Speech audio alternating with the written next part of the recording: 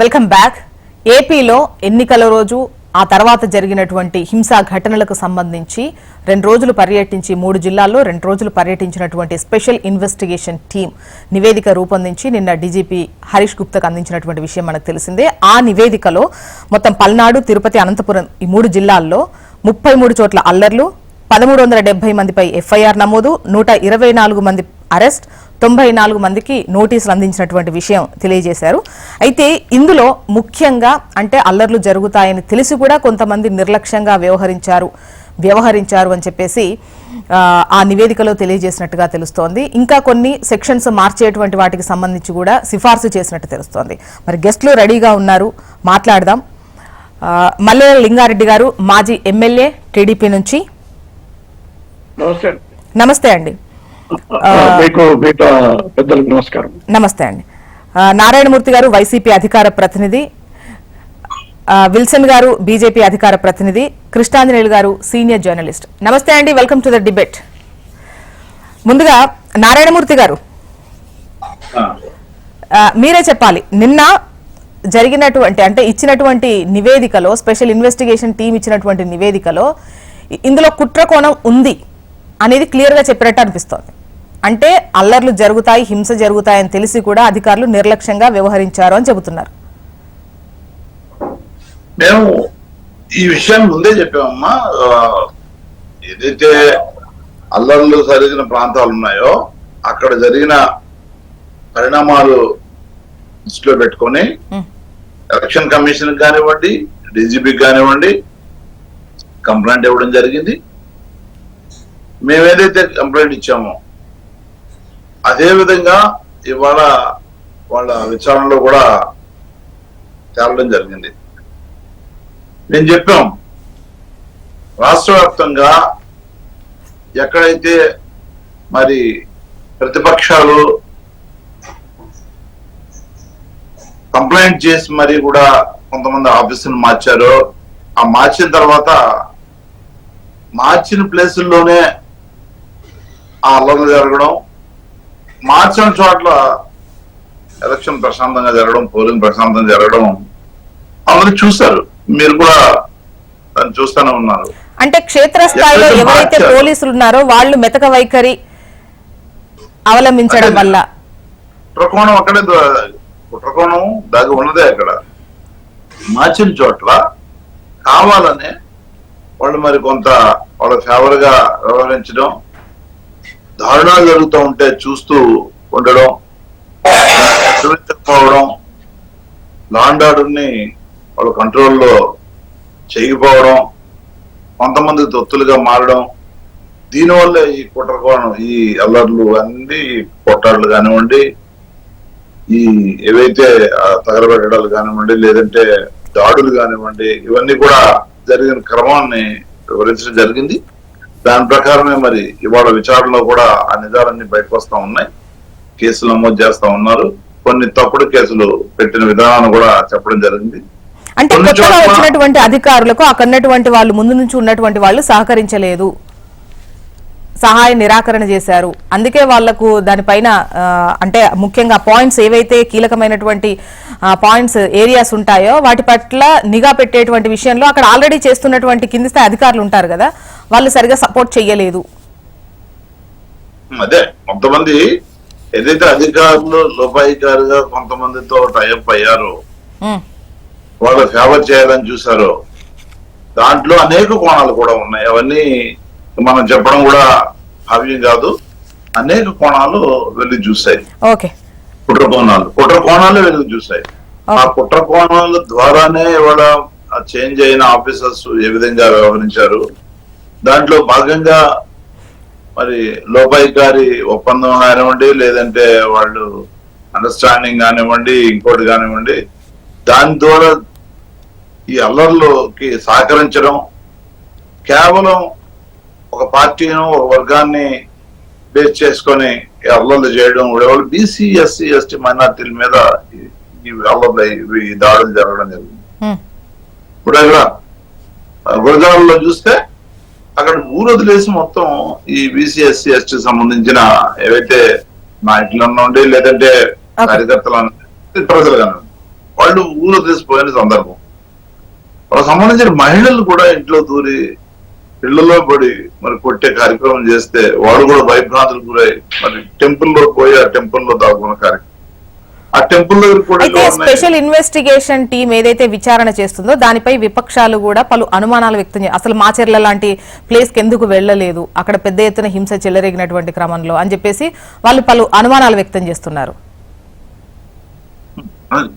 ఇప్పుడు విచారణలో అవన్నీ బయటకు వస్తున్నాయి కదా, విచారణలో అవి కూడా బయటకు వస్తా ఉన్నాయి.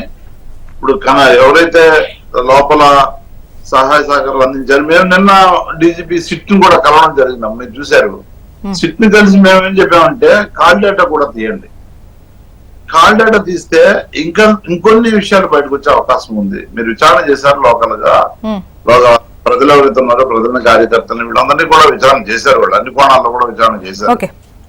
అందుకంటే కూడా మీరు కాల్ డేటా తీస్తే ఇంకా కూడా మరిన్ని విషయాలు బయటకు వస్తాయి. ఎవరెవరో వీళ్ళు ఒకసారి లింగారెడ్డి గారు వర్షం తీసుకుందాం. లింగారెడ్డి గారు ఈ ఘటన వెనక అంటే అధికారులు హింస జరుగుతుందని తెలిసి కొంతమంది నిర్లక్ష్యంగా వ్యవహరించారు, అందుకే ఇంత పెద్ద ఎత్తున హింస చెలరేగింది. ముఖ్యంగా ఏ ప్రాంతాల్లో అయితే అధికారుల బదిలీ జరిగిందో అక్కడే ఇటువంటి ఘటనలు చోటు చేసుకున్నాయి. అన్మ్యూట్ చేయండి ప్లీజ్.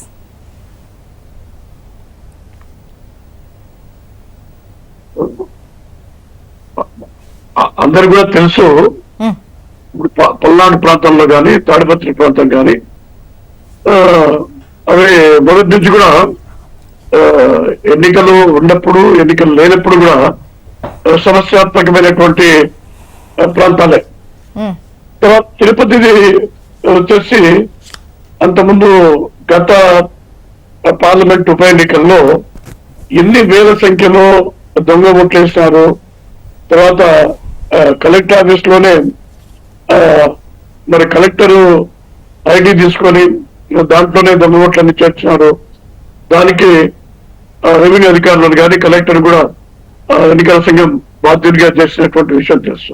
ఆ తర్వాత ఇటీవల పునవర్తి నాన్నగారు అక్కడ అభ్యర్థి ఇన్ని వేల దొంగ ఓట్లు చేస్తున్నారు, దాదాపు 70,000 80,000 కూడా గుర్తులేదు. మరి ఆ ఉండే 2,70,000 ఓట్లలో ఇన్ని ఓట్లు దొంగ ఓట్లు ఉంటే ఏమి ఎలక్షన్ చేయాలా? అది ఎలక్షన్ లో నిలబడితే అనవసరము. తెలుగుదేశం కానీ మిగతా పార్టీలు అంటే లింగారెడ్డి గారు ఇప్పుడు ఈ ఘటన హింసాత్మక ఘటనలకు సంబంధించి ముఖ్యంగా టీడీపీతో పోలీసులు కుమ్మక్కయ్యారు అని చెప్పేసి వైసీపీ ఆరోపిస్తోంది. అయితే అధికారులను ఎక్కడైతే మార్చారో అక్కడే పెద్ద ఎత్తున హింస చెలరేగింది. ఒకవైపు వాళ్ళు మీకు మద్దతుగా నిలబడ్డారు, అందుకోసమే ఈ గొడవ చెలరేగేటట్టు చేశారు. హింసా ఘటనలు టీడీపీ వల్లే, దీని వెనక టీడీపీ వాళ్ళు ఉన్నారు. ఇంకా చెప్పాలంటే ఆ వర్డ్ అధికారులను మార్చినారు. అధికారులు ఎందుకు మార్చినారు? అక్కడ అప్పటికి ఉన్నటువంటి అధికారులు సరిగా పనిచేయడం లేదు. గతంలో కూడా వాళ్ళు అధికారులుగా ఉన్నప్పుడే హింసాత్మక సంఘటనలు జరిగినాయి, ఆపలేకపోయినారు. సరైన కేసులు నమోదు చేయలేదు, నమోదు చేస్తే కూడా అరెస్ట్ చేయలేదు. తర్వాత దానికి వేయాల్సినటువంటి నేర తీవ్రతను బట్టి వేయాల్సినటువంటి సెక్షన్లు కూడా వేయలేదనేటువంటి ఫిర్యాదులతోనే వాళ్ళను బదిలీ చేస్తారు. బదిలీ మీద కొత్తగా వచ్చేటువంటి అధికారులు తెలుగుదేశం పార్టీ వాళ్ళకి సంబంధించిన వల్ల మేమేమైనా ఫలాని అధికారులను వేయమని చెప్పి లిస్ట్ ఇచ్చే ఆ ప్రకారమే కేంద్ర ఎన్నికల సంఘం ఏమైనా వాళ్ళు వేసిందే. మరి అధికారులు వేసినా కూడా అక్కడ మరి హింసాత్మక సంఘటనలు జరిగాయంటే ఆ అధికారులను వేయకపోయింటే ఇంకా ఎక్కువ జరిగిండేటివి అనేది అర్థము. ఇంకా ఎక్కువగా జరిగిండేటివి పాత్రలను మార్చి ఇప్పుడు వేసినటువంటి అధికారులను వేయకపోతే. ఇంతకుముందు పెద్దలు చెప్పినట్టు మీరందరూ కూడా చెప్పినట్టు ఒక ఎస్పీ వస్తారు, అతను జిల్లా ఉన్నతాధికారి, కానీ పనిచేయాల్సిందేమో కింది వాళ్ళే కదా. ఇప్పుడు కానిస్టేబుల్ నుంచి ఎస్ఐ వరకు డిఎస్పీ వరకు అందరినీ ఎన్నికల సంఘం మార్చలేదు కదా. మొత్తం అందరినీ కూడా 100,000 మందిని ఆ జిల్లాలో ప్రాంతంలో మార్చలేదు. ఏదేమైనా కూడా కొత్తగా వచ్చినటువంటి అధికారికి కింద అధికారులు సహకరించాలా? కింద అధికారులు ఎన్నో ప్రభుత్వము మరి ఒత్తిడిలోనో వాళ్ళ యొక్క అదుపులోనో ఉన్నారు. వాళ్ళ అధికార పార్టీ ప్రభుత్వ తరఫున ఉన్నారు కాబట్టి కేవలం ఒక ఎస్పీ వచ్చేంత మాత్రాన అక్కడ ఆపేటువంటి పరిస్థితి లేదని తెలుసు. ఇంకోటి కూడా కుట్ర కోణం ఉంది అనేది సిట్టే చెప్తా ఉంది. ఇక్కడ మనం ఆలోచించాల్సిందంటే ఎన్నికల సందర్భంలో కానీ కుట్రకోణం ఉంది, కుట్ర వెనక టీడీపీ ఉంది అని కుట్రకోణం ఉంది అని సిట్ చెప్తుంటే కుట్ర వెనక టీడీపీ ఉంది అని చెప్పేసి వైసీపీ అంటోంది. కుట్ర వెనుక టీడీపీ ఉందని సిట్ చెప్పలేదు కదా, కుట్ర ఉందని చెప్పినారు. మరి అది స్పాంటేనియస్ కాదు, అది అంటే షడన్ ప్రొవోకేషన్ అంటాం మన లీగల్ లాంగ్వేజ్ లో. It's not sudden provocation, neither it is sudden provocation Nar it is spontaneous అనమాట. అంటే ఇది ప్రీ ప్లాన్ అనమాట. అంటే మీటింగ్ ఆఫ్ మైండ్స్ అంటారు. అంటే ముందే మాట్లాడుకొని ఒక పథకం ప్రకారము ఎవరిని ఏ విధంగా మరి దెబ్బ కొట్టాలా, ఎన్నికల వ్యవస్థను కానీ లేదా కార్యకర్తల ఏదో జరిగింది కాదు, ప్రీ ప్లాన్ అంటున్నారు. అదే నేను కూడా చెప్తున్నా. అదే అదే షడన్ ప్రొవోకేషన్ పైన ఎవరో ఒక మాట అంటేనో రెచ్చిపోయి అట్లా ఇట్లా అప్పటికప్పుడు జరిగింది కాదు. ప్రీ ప్లాన్డ్ గా ఎవరిని ఏ విధంగా మరి ఇబ్బంది పెట్టాలా, దాడి చేయాలా, లేదంటే చంపాలనేటువంటిది తెలుస్తానే ఉంది. ఇక్కడ మనం చూస్తాం గత జెడ్పీటీసీ, ఎంపీటీసీ, మున్సిపల్ ఎలక్షన్ లో పల్నాడులో చివరికి మన బొండా ఉమా గారు తర్వాత ఒక న్యాయవాది కార్లు పోతా ఉంటే పెద్ద పెద్ద బయలు తీసుకొని ఆ కారు పైన దాడి చేసినటువంటి సంఘటన మన పిన్నెల రామకృష్ణారెడ్డి వాళ్ళ మున్సిపల్ చైర్మన్ క్యాండిడేట్ ఆ విధంగా నడ్డు పైన చేసేటువంటి సంఘటనలు చూస్తాము. హత్యలు జరిగినాయి, ఊర్లో వదిలిపెట్టిపోయినారు. తాడిపత్రంలో మొదటి నుంచి కూడా అక్కడ ఇద్దరు కూడా పెద్ద నాయకులే ఉన్నారు. మరి ఎప్పుడు కూడా ఏదో ఒకటి జరుగుతానే ఉంది, అదేం తెలియదేం కాదు. ఆ స్థాయిలో జాగ్రత్తలు తీసుకోవాల్సినటువంటి అవసరం ఉంది. అంటే సంక్షేమం కానీ సంక్షేమం విఫలమైపోయి చాలా మంది లబ్ధాలు లేక పేర్లు తొలగిపోయి అభివృద్ధి లేక శాంతి పద్ధతులు లేక మరి అప్పుల పాలై అన్ని విధాలుగా ఈ రాష్ట్రం నష్టపోయింది, ప్రజలు నష్టపోయినారు, ఓటర్ల వ్యతిరేకత వ్యక్తమవుతోంది. కాబట్టి ఈ అక్రమ పద్ధతిలో గెలిచేదానికే మరి అనుకున్న పథకం ప్రకారం అనేది స్పష్టమవుతా ఉంది. విల్సన్ గారు ఈ అధికారుల మార్పుకు సంబంధించి బీజేపీ అధ్యక్షులు పురంధరేశ్వర్ గారు పంపారు, అధ్యక్షులు మారారు అంటే అధికారులు మారారు. ఆ మార్పు జరిగిన చోటనే ఈ ఘటనలు జరిగాయి. గుడ్ మార్నింగ్ మేడం, మీకు ప్యానల్లో ఉన్న ప్రజలందరూ కూడా నమస్కారం. నారాయణమూర్తి గారు వాయిస్ ఇంటే నాకు ఆశ్చర్యం వేసింది. సడన్ గా ఆయన ఏమన్నా ఇప్పుడున్న ప్రతిపక్షాలలో ఏదో పార్టీలో చేరి మాట్లాడుతున్నాడు అనిపించింది. మా ఊర్లో నెల్లూరు జిల్లాలో ఒక సామెత, ఒక ఇష్యూ నడిచింది. పార్టీ ఆమె భర్తను చంపేసి ఎవరు చంపేశారని లబలబలాడింది. తర్వాత ఆమె చంపిందని బయటకు వస్తే ఇప్పటికీ సామెతలా చెప్పుకుంటారు, మొగుడు చంపి మరిపోయిందని. ఈ రోజు డైరెక్ట్ గా వైసీపీ నాయకులే హంతకులు లేకపోతే వైసీపీ నాయకులు హత్యాయత్నం చేశారనేది డేటా బయటకు వచ్చేసింది ఓపెన్. అక్కడ పిన్నెల్లి రామకృష్ణారెడ్డి తమ్ముడు గాని లేకపోతే ఇక్కడ చెవిరెడ్డి భాస్కర్ రెడ్డి కొడుకు గాని వీళ్ళందరూ సీన్ ఆఫ్ అఫెన్స్ లో ఉన్నారనేది బయటకు వచ్చేసింది. ఇంకా మేము ఏమంటామంటే పోలీసులు వాళ్ళు తెలుగుదేశం పార్టీ వాళ్ళైనా సరే అరెస్ట్ చేసి లోపల పెట్టాలి, అందులో డౌట్ లేదు. కానీ 124 మందిని అరెస్ట్ చేశారు, ఇంకా వందలాది మంది వేలాది మంది బయట ఉన్నారన్నారు.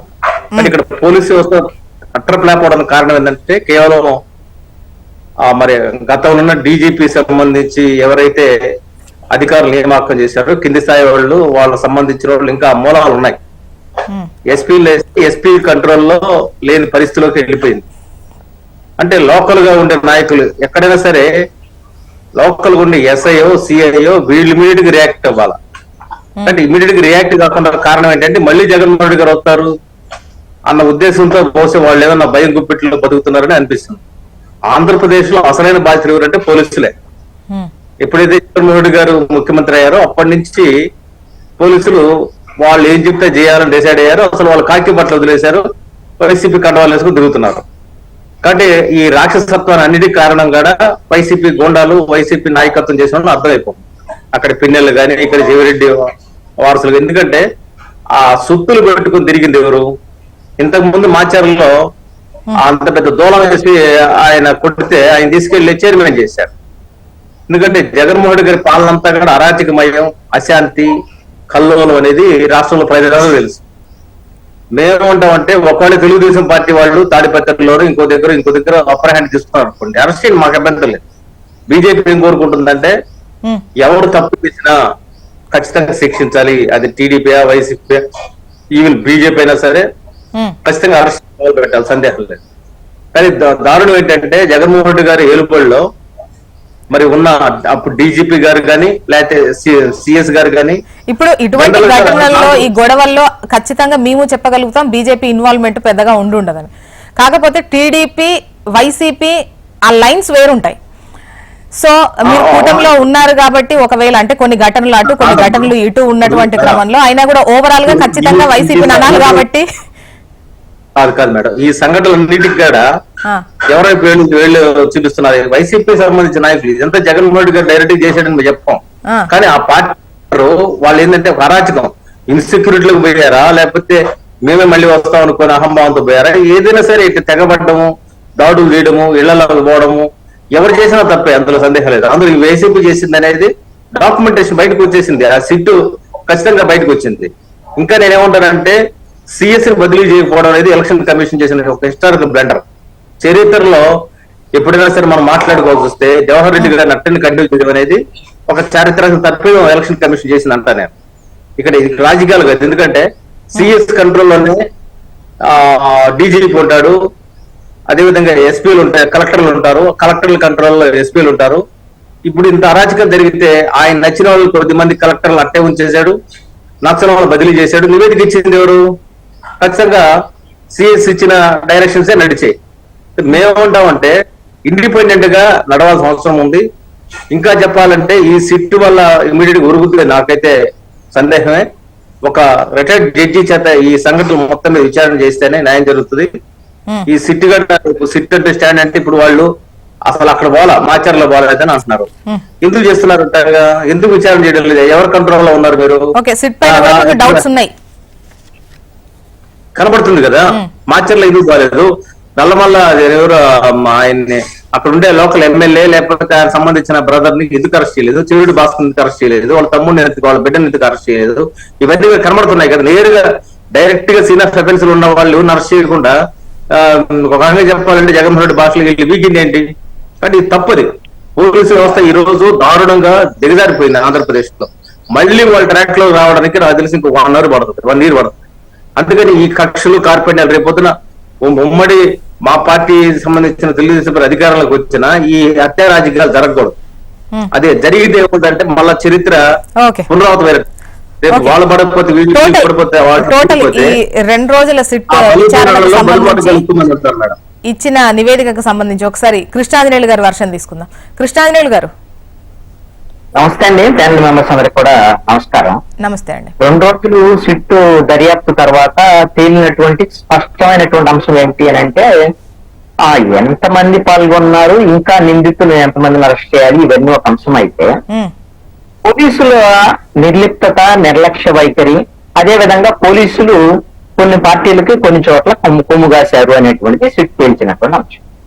అయితే దీని వెనక మరి పోలీసులు ఆయా పార్టీలకి కొమ్ముగాయటం వెనక ఏ పార్టీలు ఉన్నాయి, అసలు దీని వెనక కుట్రకోణం ఎవరిది? ఒక్కొక్క ప్రాంతంలో ఒక చోట దాడి చేసినటువంటి ఒక పార్టీ అయితే బాధితులు ఇంకొక పార్టీ ఉన్నారు. ఇంకొక చోట అదే ఒక చోట దాడి చేసినటువంటి వాళ్ళు ఇంకొక చోట ఒక పార్టీకి సంబంధించినటువంటి వాళ్ళు బాధితులుగా ఉన్నారు. ఇలా 2 పార్టీలకు సంబంధించినటువంటి వాళ్ళు ఈ ఘర్షణలకు కారణమైనటువంటి వాళ్ళుగా ఉన్నారు. ఎక్కడా కూడా సిట్టు కుట్రకోణానికి సంబంధించి పలానా పార్టీ ఉందని తేల్చినటువంటి పరిస్థితి అయితే లేదు. అయితే ఇక్కడ ఎవరు బ్లేమ్ గేమ్ వాళ్ళు ఆడుతున్నారు. తెలుగుదేశం ఏమో వైసీపీ వాళ్లే దాడులు చేయించారు అనేటువంటి దాని మీద అట్టడుతున్నారు. వైసీపీ ఏమంటుంది, బీజేపీ తెలుగుదేశం కలిసి అధికారులు మార్చారు, ఐపీఎస్ మార్చారు, అక్కడే గొడవలు జరిగినాయి కాబట్టి వాళ్ళదే కుట్ర ఉంది అనేటువంటిది వాళ్ళు ఒక బలమైనటువంటి ఎలిగేషన్ చేస్తున్నారు. ఇక్కడ తేలాల్సినటువంటి అంశం ఒకటి మాత్రం స్పష్టం కావాలి. ఏంటి అంటే 13 మంది 1300 మంది నిందితులు ఉంటే 124 మంది మీద కేసులు నమోదు చేశారు, 94 మంది నోటీసు, ఇంకా 900 మందిని అరెస్ట్ చేయాలి. ఫస్ట్ పోలీస్ శాఖ ఇమ్మీడియట్ గా చేయాల్సినటువంటి పని ఏమిటి అని అంటే ఎవరైతే ఈ ఘర్షణలో నిందితులుగా ఉన్నారో వాళ్ళందరినీ అరెస్ట్ చేయాలి. ఎందుకు అని అంటే జూన్ 4వ తేదీన ఫలితాలు వచ్చిన తర్వాత ఆంధ్రప్రదేశ్ లో మళ్ళీ ఘర్షణలు జరిగేటువంటి అవకాశం ఉందని సెంట్రల్ ఇంటెలిజెన్స్ అలర్ట్. అంటే ఇప్పుడే ఘర్షణ జరిగినటువంటి ప్రాంతాల్లో నిందితులను అరెస్ట్ చేస్తే అప్పుడు కనీసమైనటువంటి ఒక భయం అనేటువంటి ఇలా ఘర్షణలో పాల్పడితే అరెస్ట్ చేస్తారు అనేటువంటి దాని మీద భవిష్యత్తులో ఘర్షణలు జరగకుండా నివారించడానికి అవకాశం ఉంటుందనేటువంటిది నా యొక్క అభిప్రాయం. అయితే ఇక్కడ ఒక అంశం ఏమిటంటే విల్సన్ గారు ఏం చెప్తున్నారు, ఇది తెలుగుదేశం వాళ్ళు ఉన్న అరెస్ట్ చేయాలి, అదే విధంగా వైసీపీ వాళ్ళు ఉన్న అరెస్ట్ చేయాలి అనేది. ఎలాగో అది ఒక నిజాయితీగా ఆయన బీజేపీ తరఫున మాట్లాడుతున్నారు. ఆయన ఏమంటారు అని అంటే అసలు ఈ సిట్ గాని ఇవన్నీ గాని సరిగ్గా పనిచేయవు, సిఎస్ అసలు ఎందుకు కొనసాగిస్తుంది ఎలక్షన్ కమిషన్ అని ఎలక్షన్ కమిషన్ మీద అనుమానం వ్యక్తం చేస్తున్నారు. నేనేమంటాను అంటే ఎలక్షన్ కమిషన్ అనేది కేంద్ర ఎన్నికల సంఘము మన కేంద్ర ప్రభుత్వ ఆధీనంలో అంటే ఆధీనంలో ఉండదు మాకేమి, అది స్వతంత్ర సంస్థ అని అంటారు. అనటానికి ఏముంది ఆడదానికి? ఇక్కడ ఒకవేళ ఎలక్షన్ కమిషన్ పనితీరు బాగాలేదంటే నిజంగా బీజేపీ వైఖరి అడిగిన అనంటే దీని వైఫల్యమేమో, దీని బాధ్యులు ఎవరు? సిఎస్ ని కొనసాగిస్తున్నారు అని అంటే కూర్చున్నాం. ఎలక్షన్ కమిషన్ వత్తాసుగా కూర్చోలేదు రామాంజనేయులు గారు, కృష్ణాంజనేయులు గారు. మీరు సిఎస్ కొనసాగిస్తున్నారు అని అంటే అర్థం ఏంటి అని అంటే ఎలక్షన్ కమిషన్ పనితీరుని మీరు తప్పు పట్టారు. ఇక్కడ ఎలక్షన్ కమిషన్ కేంద్ర ఆంధ్రప్రదేశ్ లో జరిగినటువంటి మొత్తం ఎలక్షన్ కి సంబంధించినటువంటి ప్రక్రియ మొత్తాన్ని బీజేపీ, టీడీపీ, జనసేన ఇచ్చినటువంటి ఫిర్యాదుల మేరకు డీజీపీని మార్చారు, అదే విధంగా ఇంటెలిజెన్స్ చీఫ్ను మార్చారు, అదే విధంగా వద్దంటారా చెప్పండి. సిఎస్ ను మార్చాలా వద్దనేది మీరు మార్చాలంటే ఎందుకు మార్చలేదు అనేటువంటిది మీరు తెలుసుకోవాలి ఎలక్షన్ కమిషన్ దగ్గర. మీరేమో రాష్ట్రంలో ఉండేటువంటి మొత్తాన్ని మార్చేయాలని చెప్తారు, మార్చేయమనంటే ఎలక్షన్ కమిషన్ ఎందుకు మార్చలేదు చెప్పండి, ఎందుకు మార్చలేదో చెప్పండి. నేననేది మీరు ఇష్టం వచ్చినట్టుగా మార్చమంటే మార్చే వాళ్ళ వరకు మార్చారు. సిఎస్ ఉండటం వల్ల ఇవన్నీ జరిగింది అని అంటే ఆంధ్రప్రదేశ్ లో ముఖ్యమంత్రి జగన్మోహన్ రెడ్డి లేకపోతే వైఎస్ఆర్ కాంగ్రెస్ పార్టీ చెప్పినట్టు ఇక్కడ అన్ని జరిగిపోతున్నాయి అని అంటే మీరు కేంద్రంలో అధికారంలో ఉన్నారు, మీరు బీజేపీ అధికారంలో ఉందంటే మీరు చెప్పినట్టు కూడా ఎలక్షన్ కమిషన్ జరిగిపోతాయా అంటే దానికి మీరు అంగీకరిస్తున్నారా? మీరు ఇక్కడ ఈ రోజున మీరు రన్నింగ్ కామెంటరీ చెప్పకండి.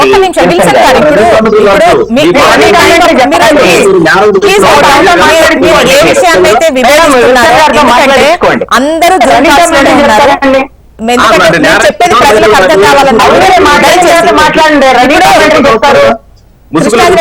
ఒక్క నిమిషం విల్సన్ గారు, ఇప్పుడు ఏంటంటే ఇప్పుడు కృష్ణాంజలి గారు చెప్పినప్పుడు నారాయణమూర్తి గారు మాట్లాడింది కావచ్చు, మీరు మాట్లాడింది కావచ్చు, లింగారెడ్డి గారు మాట్లాడింది కావచ్చు, ఫలానా వాళ్ళు ఈ వర్డ్ అన్నారు దానికి చెప్తున్నా అని చెప్పినప్పుడు మీకు ఇప్పుడు కృష్ణాంజలి గారు మాట్లాడిన దాంట్లో మీరు విభేదించే అంశం ఉంటే గనక ఖచ్చితంగా కృష్ణాంజలి గారు దానికి ముందు నేను సమాధానం చెప్తా అని చెప్పేయండి.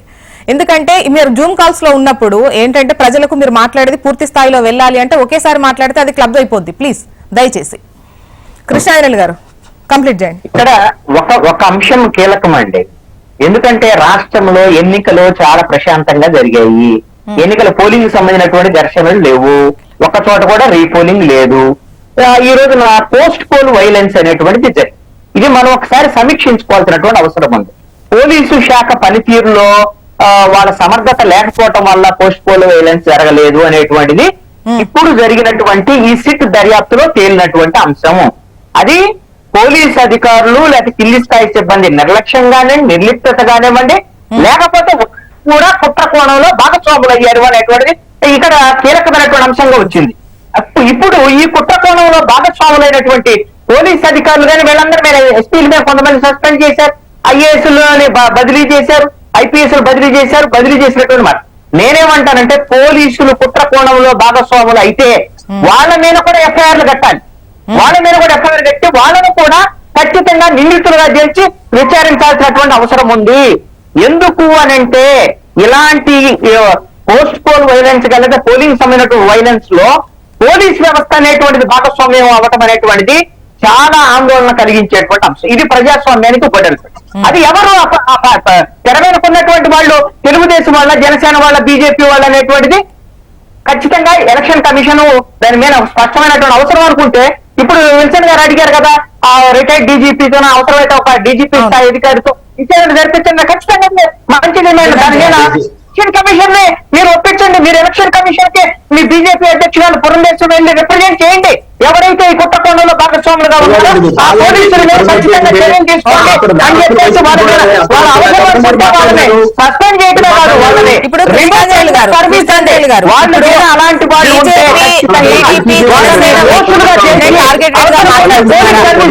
ఉండటానికి కూడా పనికిరాదు.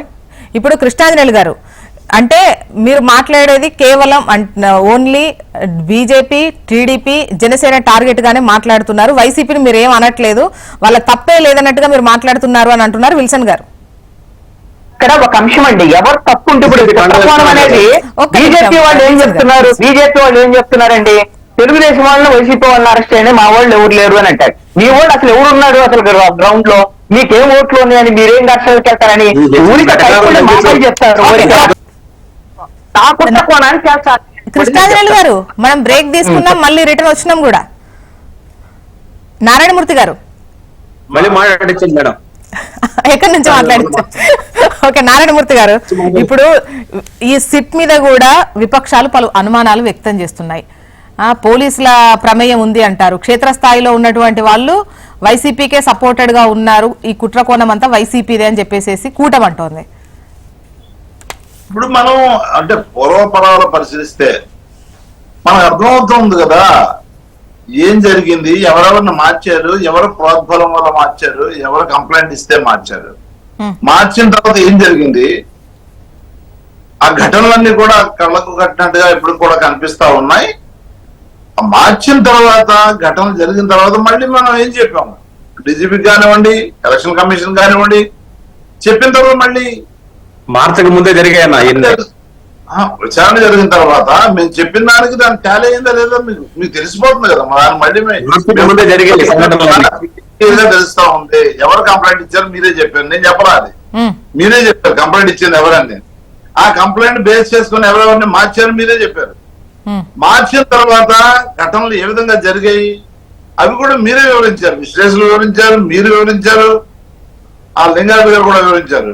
ఇవన్నీ చూస్తే ఒకసారి మేమేమైతే కంప్లైంట్ ఇచ్చామో ఎలక్షన్ కమిషన్ కానివ్వండి, డీజీపీ కానివ్వండి, పోలీసు వారికి కానివ్వండి, తూచా తప్పకుండా మేము ఏ విధమైన ఆరోపణలు చేసామో ఆరోపణలు నిజం అని తేలింది. ఇక దీంట్లో మళ్ళీ వీళ్ళంతా ఏదో తప్పించుకోవడానికి విల్సన్ గారు పాపం అనిపించట్లేదండి సిట్ నివేదికలో. నారాయణమూర్తి గారు, తేలినట్టు అంటే ఇది క్లియర్ కట్ గా చెప్పినట్టు ఎక్కడ అనిపించట్లేదు. అంటే కొంతమంది ఇక్కడ హింస చెలరేగుతుందని తెలిసినా పోలీసులు నిర్లక్ష్యంగా వ్యవహరించారు అని అంటున్నారు. వాళ్ళు ఎవరికి సపోర్టెడ్ గా చేశారు అన్నది తేల్చలా ఇంకా. అదేగా చెప్పేది, మేము చెప్పింది ఏంటి, కొంతమందికి సపోర్టెడ్ గా వ్యవహరించారు, బాధ్యతలు ఎవరో మేము చెప్పాము. బాధ్యతలే విల్సన్ గారు ప్లీజ్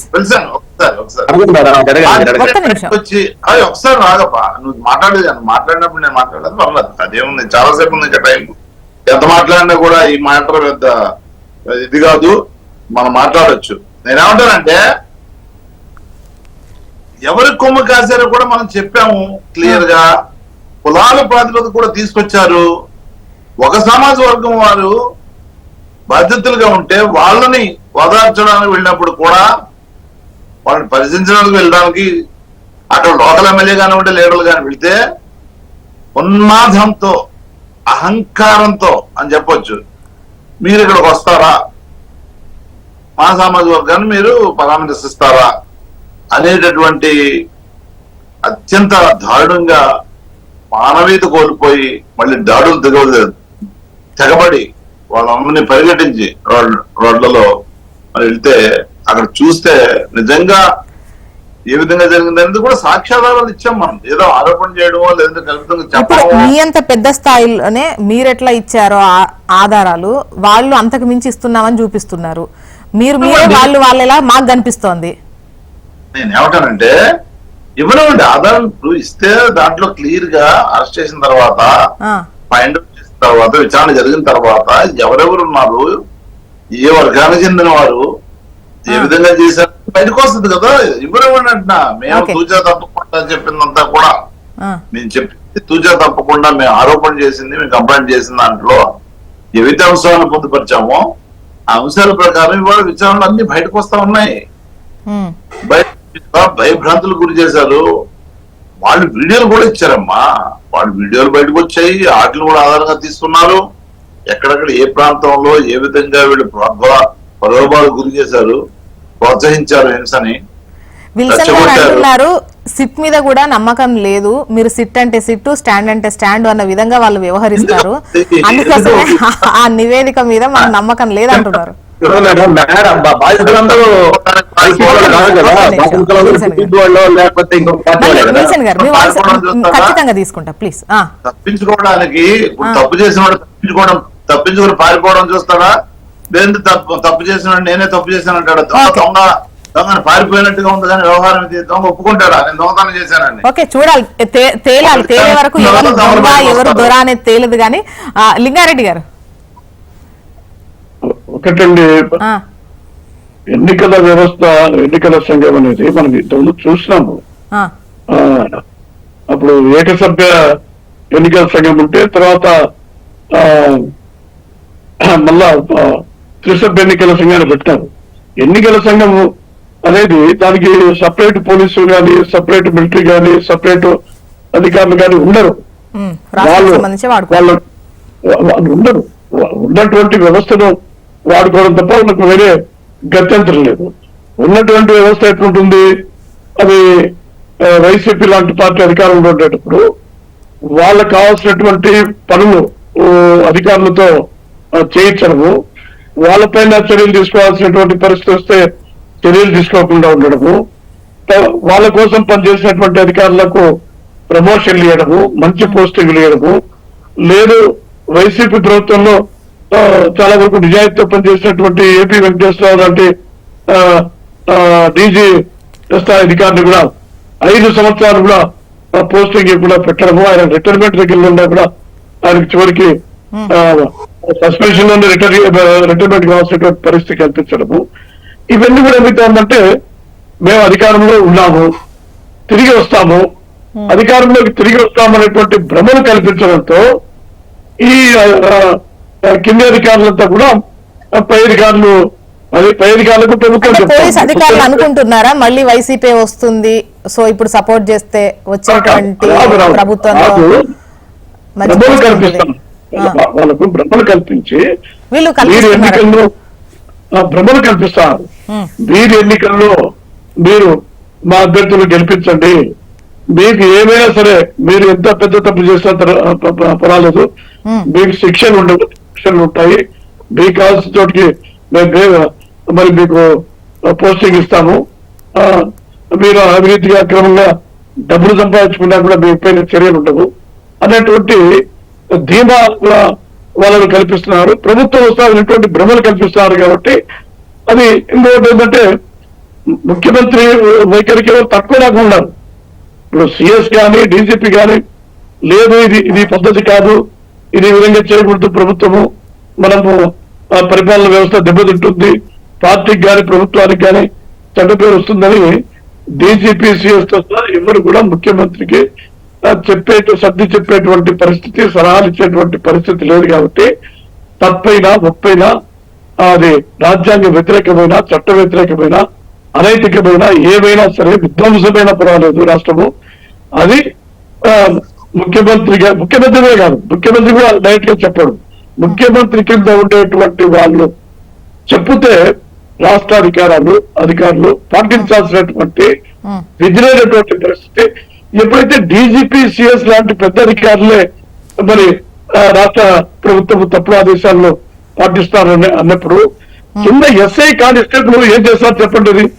మా డీజీపీ ఎట్లా చేశారు, మా సిఎస్ఐ ఎట్లా చేశారు, మా ప్రిన్సిపల్ సెక్రటరీ, మా ఐజీపీ ఎట్లా చేస్తున్నారు అంటే పై అధికారులు ఇప్పుడు ఏంటండి పై అధికారులు చెప్పినట్టు వీళ్ళు నడుచుకున్నారని అంటున్నారా, లేదంటే కింద క్షేత్రస్థాయిలో ఉన్నటువంటి వాళ్ళు చేసిన అటెంప్ట్ అని అనుకుంటున్నారా, అంటే లైక్ వాళ్ళు సపోర్ట్ చేశారని అనుకుంటున్నారా? ఎందుకంటే ఒక SP వైసీపీ అంటోంది ఎక్కడైతే బదిలీలు జరిగాయో పై అధికారులు ఇచ్చినటువంటి ఆదేశాల మేరకు లేదా చూస్తూ కూర్చోండి అని చెప్పిన అనడం వల్లే వాళ్ళు నిర్లక్ష్యంగా వ్యవహరించారని వాళ్ళు అంటున్నారు. కేవలం ఒక ఎస్పీని మారుస్తానే ఆ, 100% కరెక్ట్ గా జరుగుతుంది అనేది లేదు. ఓకే. కొంత బెరుగు కావచ్చు కానీ ఆ. ఇప్పుడు ఎస్పీ వస్తాడు, ఆయన కొంత అవగాహన చేసుకుంటాడు, ఆయనకు ఉన్నటువంటి పరిమితమైనటువంటి అవగాహనతో తక్కువ టైంలో ఆ.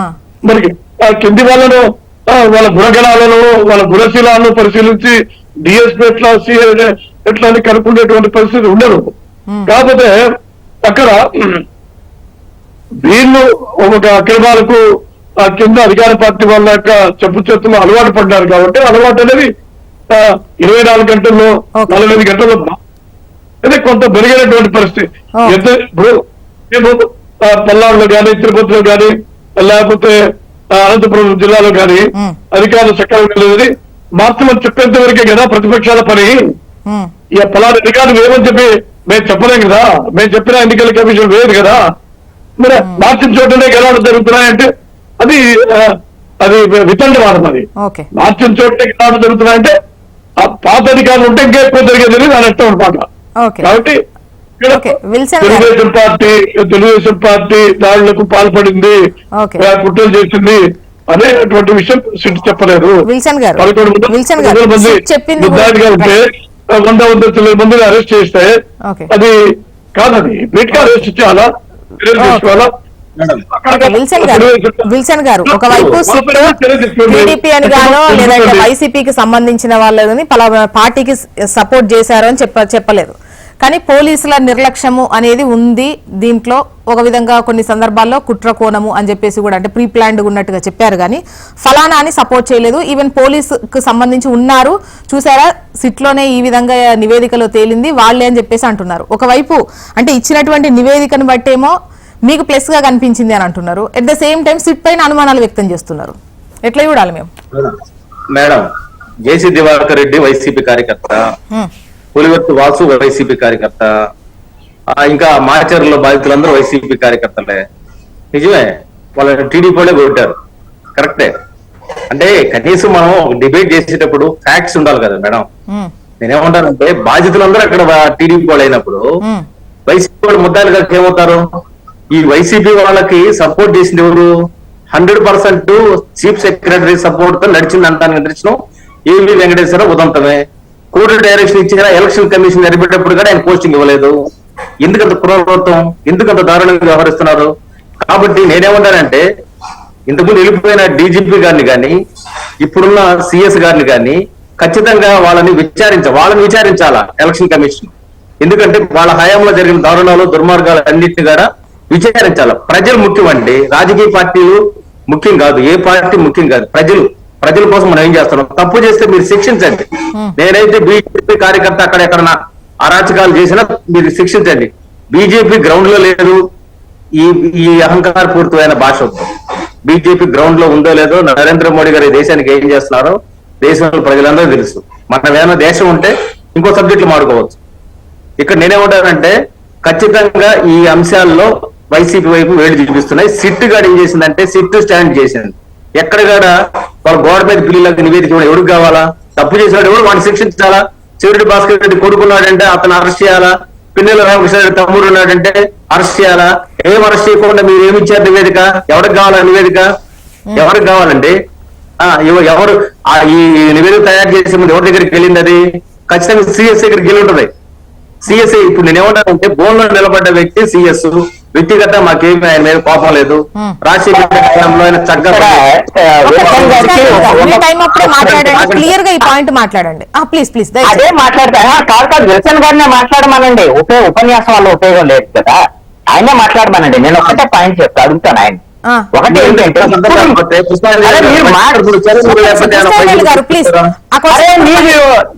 కామన్ సెన్స్ లేకుండా ఏదో కామెంట్ చేస్తే ఉపయోగం. నేను ఒక పాయింట్ అడుగుతాను, మీరు దాన్ని మాట్లాడండి అని చెప్తాను. కామన్ సెన్స్ లేకుండా ఆ వైసీపీ అది ఇదైనా ఓకే ముందుకు మాట్లాడతారు సబ్జెక్ట్ లేకుండా. ఒకటి అడుగుతానే చెప్పండి.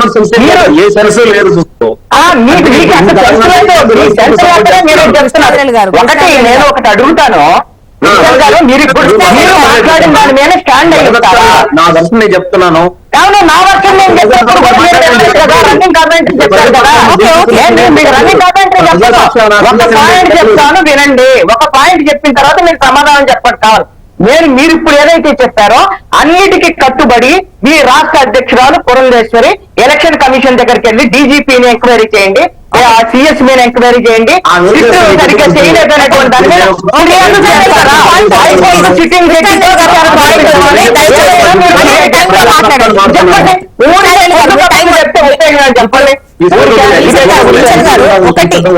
ఒకటి ఇప్పుడు మీకు అనుమానాలు ఉన్నాయి, మీకు ఇంకా అనుమానాలు ఉన్నాయి. సిట్ ఇచ్చినటువంటి నివేదిక పట్ల మీరు సంతృప్తిగా లేరు. ఒక విధంగా చెప్పాలంటే ఇది తప్పుడు నివేదిక కిందనే చూస్తున్నట్టు లెక్క. సో అలాంటప్పుడు ఇన్వెస్టిగేషన్ ఎలా సాగాలి, ఎలా వెయ్యాలి అని చెప్పేసి మీరు రిప్రజెంట్ చేయండి అని అడుగుతున్నారు, డిమాండ్ చేయండి అని అడుగుతున్నారు. ఇప్పుడు మనం ప్రజల పక్షాన్ని ఇక్కడ కూర్చుంటే ప్రజల పక్షాన్ని మాట్లాడాలి, అదే తప్ప. నేను ప్రజల పక్షాన్ని మాట్లాడుతున్నాను విల్సన్ గారు, మీరేమో పార్టీ మీరు రాష్ట్ర ప్రజల తరఫున మీకు ఎలా కంప్లైంట్ చేస్తారో చెప్పండి. మాట్లాడేసి ప్రజల పక్షాలు పడాలా? మాట్లాడు, వ్యక్తుల మీద మాట్లాడుతూ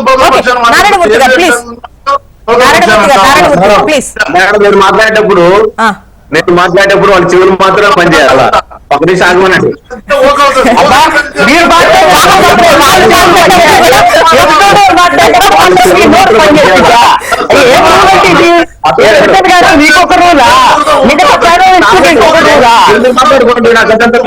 ఓకే ఓకే నారాయణమూర్తి గారు ప్లీజ్ ప్లీజ్. మనకు టైం అయిపోతుంది, మళ్ళీ చివరికి విశ్లేషణ తీసుకునే అవకాశం కూడా ఉండదు. మీరు ఒక లైన్ లో కన్క్లూడ్ చేయండి. విల్సన్ గారు మీరు ఏం చెప్దాం అనుకుంటున్నారు? అమ్మ నేనేమంటానంటే, నేను ఈ రోజు మా పార్టీ కండ వేసుకున్నా, నేను ప్రజల పక్షాన మాట్లాడుతున్నా. డీజీపీ గారైనా సిఎస్ గారైనా రక్షకులు వాళ్ళ హైయెస్ట్ బాడీ అది. ఈ సిట్ ఇచ్చిన నివేదికలో ఇంతమంది కాదు అరెస్ట్ చేయకుండా ఎందుకు ఉన్నారనేది ఇప్పటికీ నాకున్న సందేహం. ప్రజల పక్షాల్లో పడి చివరెడ్డి భాస్కర్ రెడ్డి కొడుకునో లేకపోతే నల్లమని ఆయన అరెస్ట్ చేయలేదని ప్రజల పక్షాన్ని